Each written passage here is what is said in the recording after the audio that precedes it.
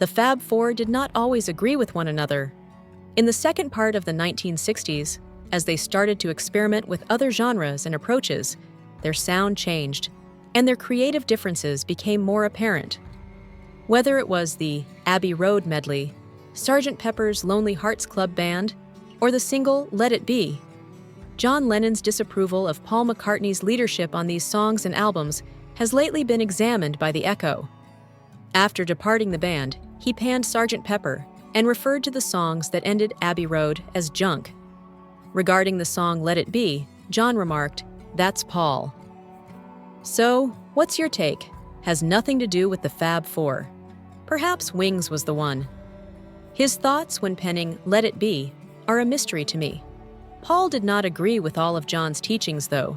Many commentators consider the Beatles' 1996 album Revolver to represent the beginning of their psychedelic style, marking a departure from their early pop stylings. The album was released that August after being recorded at EMI's London studio in April and June 1966. The psychedelic sound was influenced by John and George Harrison's fascination with LSD or acid that started in 1965.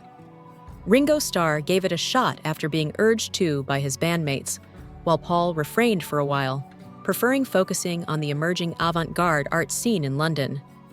According to John, She Said is the most acidy song on Revolver. Paul became irritated because of John and George's acid usage, with an explanation that went something like, "Not just on the one level, we couldn't relate to them, Ringo and Paul, on any level, because acid had changed us so much." George argued that trying it out was crucial for group cohesion. John started penning She Said in March 1966, when the sessions for Revolver were already happening. It was the last tune to be recorded during the sessions, and George assisted him with the writing. During a period of musical stagnation, John finally got around to recording a song after nearly 2 months. With just 9 hours of recording time, the Beatles completed the song on June 21st, just 2 days before their 1966 world tour was scheduled to start in West Germany. But Paul's reluctance to try LSD was a major factor in John and Paul's breakup. Paul became enraged and stormed out of the studio, meaning he had nothing to do with the final mixes.